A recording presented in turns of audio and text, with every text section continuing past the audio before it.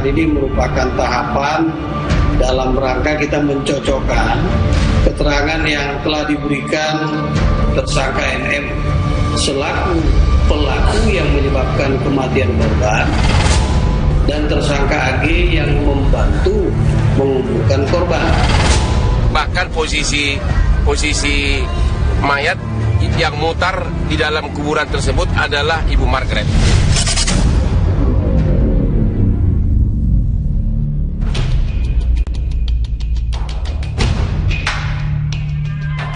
Misteri kematian bocah 8 tahun, Angeline, yang tewas di tangan ibu angkatnya sendiri, Margaret McGawe, mulai menuju titik terang.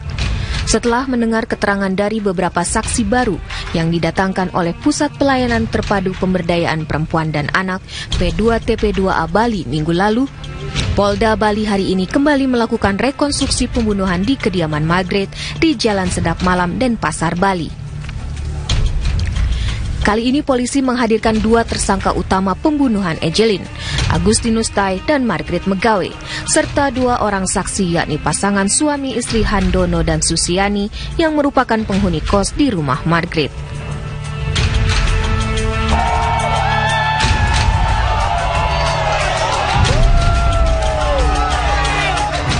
Ratusan warga yang sudah menunggu dari pagi di depan rumah Margaret geram dan menyoraki Agus dan Margaret seketika mereka sampai di lokasi kejadian. Hal yang sama juga dialami oleh 2 anak kandung Margaret, Yvonne dan Christina, yang juga ikut serta dalam rekonstruksi kali ini.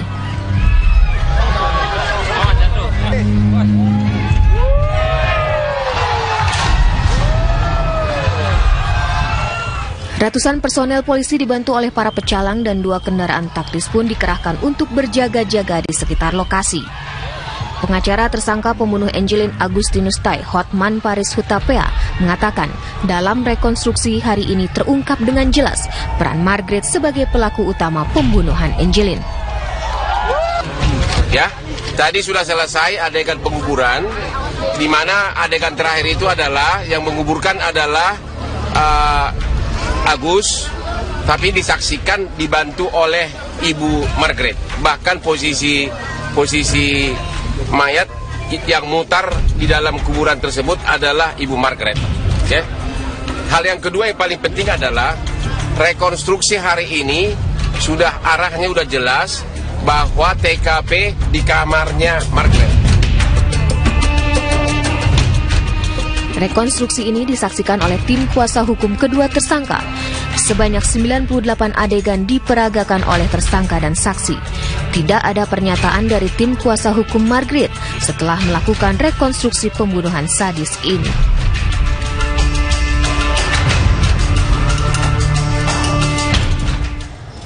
...98 adegan sudah dilakukan di dalam rekonstruksi yang bisa dibilang ini memberatkan posisi Margaret sebagai tersangka.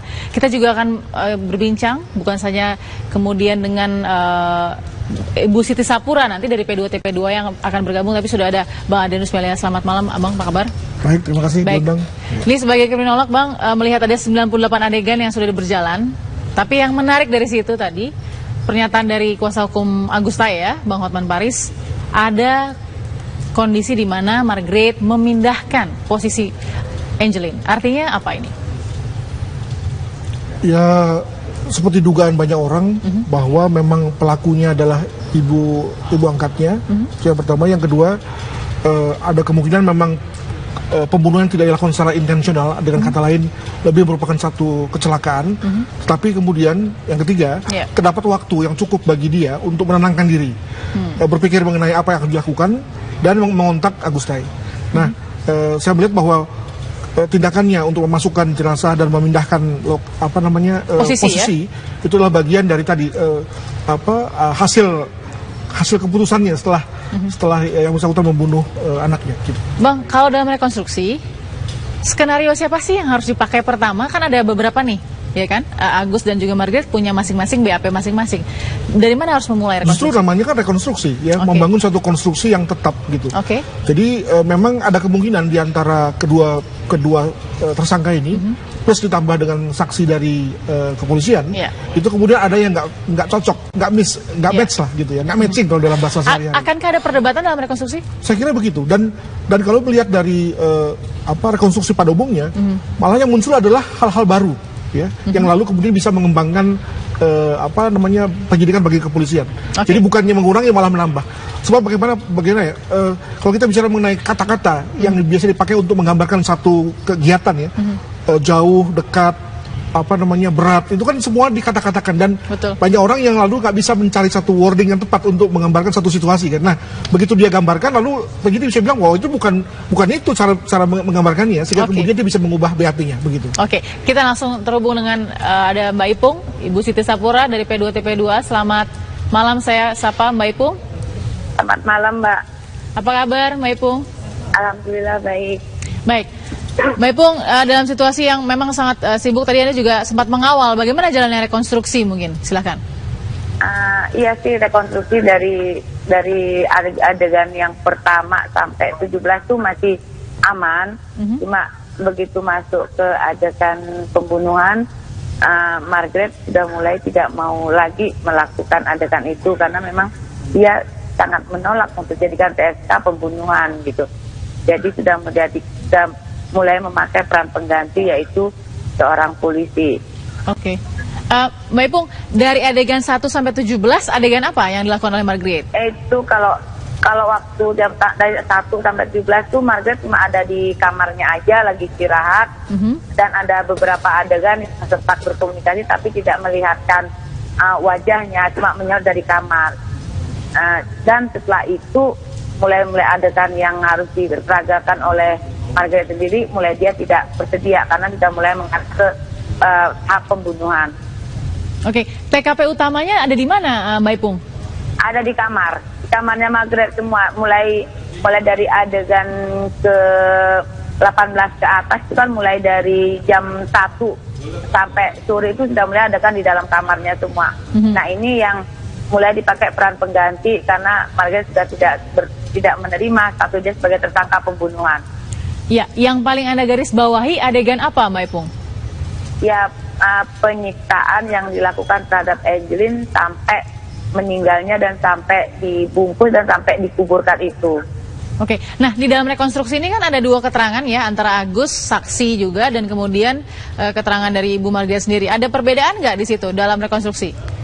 Banyak sekali, makanya sampai yang tadinya awalnya harus cuma mendapatkan adegan yang sampai 81 sampai berkembang menjadi 98 adegan.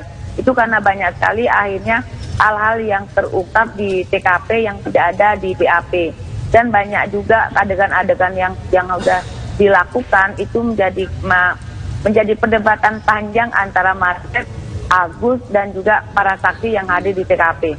Oke, kita akan sambung lagi Mbak Ipung. Bang Adrianus, seperti apa saja sebenarnya adegan-adegan yang bisa menjadikan bukti kuat ya kemana kasus ini akan berjalan. Tapi sesaat lagi tetap bersama kami di Apa Kabar Indonesia.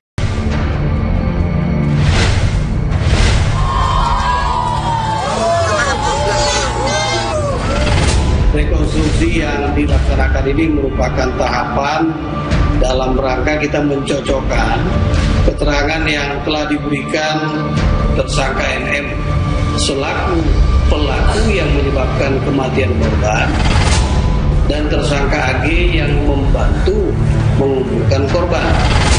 Bahkan posisi mayat yang mutar di dalam kuburan tersebut adalah Ibu Margaret. Pada saat pemeriksaan tersangka, MM kan sudah keberatan, dan tadi pada saat memerankan untuk adegan dugaan pembunuhan juga keberatan, tetapi pada saat adegan sudah di adegan di atas 80 kan sudah adegan penguburan, di mana di dalam penguburan tersebut digantikan oleh penyidik. Dalam penguburan itu setelah diangkat jenazah diletakkan di dekat kuburan, justru MM sempat memutar. Nah, tadi ada pertanyaan dari Mas Riki, pada saat mana masuk adegan yang bersedia Ibu MM, yaitu pada saat jam 17, yaitu di jam 17 kembalilah Pak Handono dan Ibu Susiani, yang dimana pada saat itu dengan menggebu-gebu Ibu Susiani menjelaskan kedatangannya di mana Agus mendatangi Ibu Susiani sesuai perintah daripada Ibu MM supaya berpura-pura bertanya kehilangan Angelin. Jadi pada saat itulah dia mau bersedia memerankan bahwa memang betul mereka datang, tetapi apa yang disampaikan oleh Ibu Susiani dan Pak Handono, dia bilang kebanyakan lupa. Nah, karena kebanyakan lupa, di situ juga tersangka Agus sempat bereaksi memukul rotan yang dekat mobil. Dia katakan, sampaikanlah kebenaran itu, jangan ditutupi. Itu sempat juga disampaikan oleh tersangka AG. Dan adegan kedatangan dari Ibu Rohana, kedatangan daripada Ivon, itu juga terjadi perdebatan antara para saksi, yang dimana pada saat dia bersedia memerankan perannya, dia juga kebanyakan lupa. Jadi di sini ada kelihatan banyak hal yang ditutupi oleh tersangka MM, biar nanti penyidiklah yang menyimpulkan siapa sih pelaku yang sebenarnya. Tapi yang jelas rekonstruksi yang dilaksanakan ala ini berdasarkan keterangan dari tersangka Agus bahwa pelaku yang sebenarnya adalah tersangka MM, sehingga adegan semua itu dilakukan di kamar daripada MM. Demikian Mbak Sinta. Pak Posan. Baik, tadi adalah perbincangan kuasa hukum Agus Tai ya dalam program Kabar Petang. Kita ingin ke Mbak Ipung. Mbak Ipung, tadi dikatakan Agus sempat marah begitu? Iya. Bagaimana Mbak?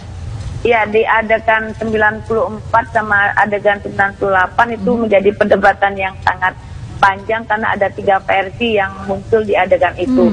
Versi Ivon berbeda, versi Rohana berbeda, dan versi saksi dari kami juga berbeda. Nah, itu sampai 2 kali si Agus memukul mobil yang ada di TKP, ada 2 mobil, keduanya sempat dipukul karena memang itu sampai Agus emosi sekali sampai dia mengatakan, "Ibu, tolong jujur di sini, tolong ungkap kebenaran, jangan berbohong lagi." Nah, itu kami dan Margaret pun ditanya sama pihak penyidik mengatakan, "Saya tidak tahu, saya lupa, saya tidak ingat." Nah, itulah kata-kata yang sangat membuat kita juga akhirnya tersenyum juga.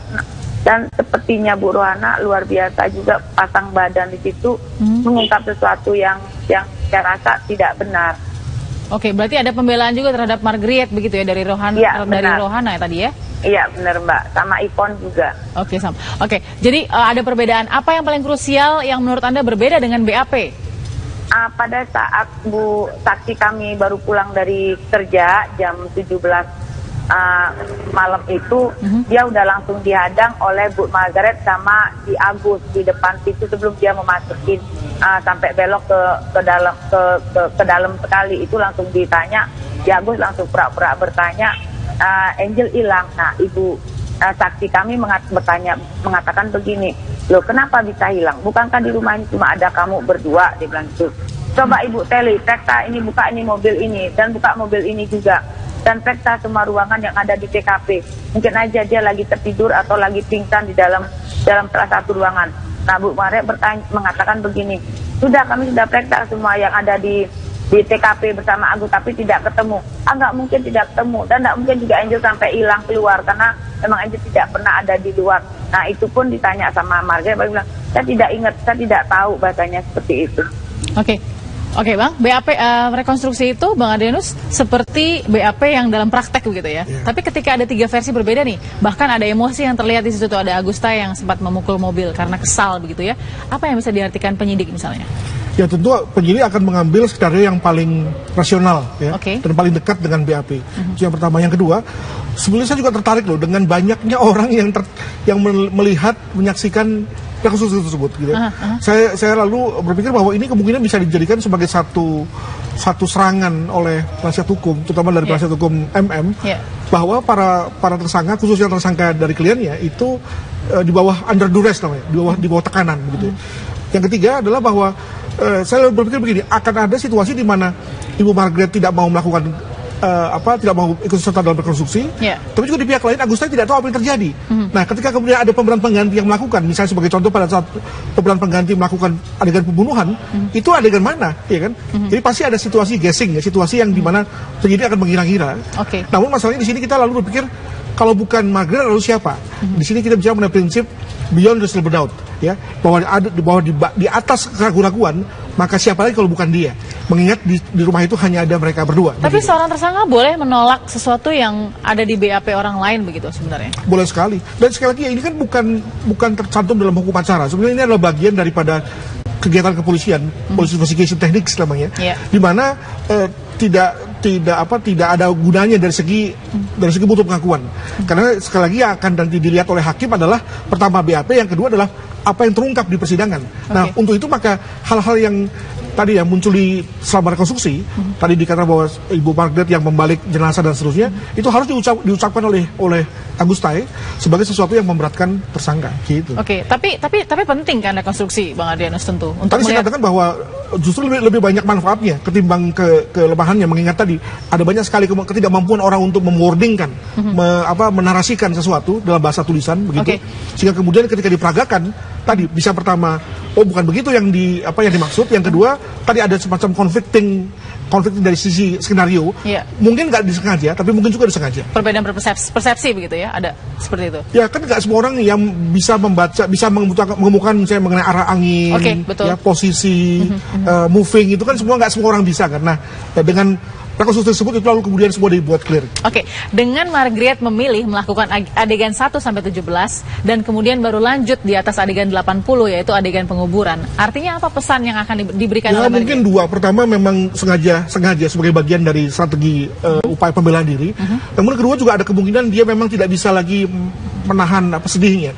Jadi ada semacam yang kita sebut sebagai repressed memory. Menolak tuduhan BAP Agus. Itu yang pertama. Yang kedua adalah tadi dia sebelumnya mengakui tapi dia tidak mampu melakukannya. Jadi dia berusaha menyangkal fakta tersebut, walaupun sebetulnya dia melakukannya. Makanya lalu kemudian muncul komentar bahwa dia lupa, ya kan? Oke, Mbak Ipung, yang sempat ramai kita waktu itu perbincangan juga soal bercak darah ya. Itu ada adegannya ya Mbak Ipung. Saya ingin tanya, kan hasilnya ada darah laki-laki dan perempuan. Itu dalam adegan diceritakan seperti apa? Tapi nanti Mbak Ipung, sesaat lagi tetap di Apa Kabar Indonesia Malam.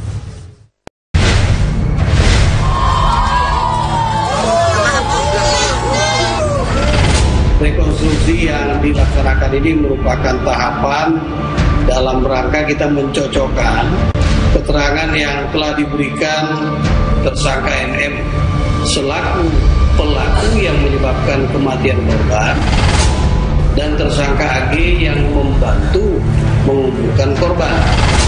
Bahkan posisi mayat yang mutar di dalam kuburan tersebut adalah Ibu Margaret.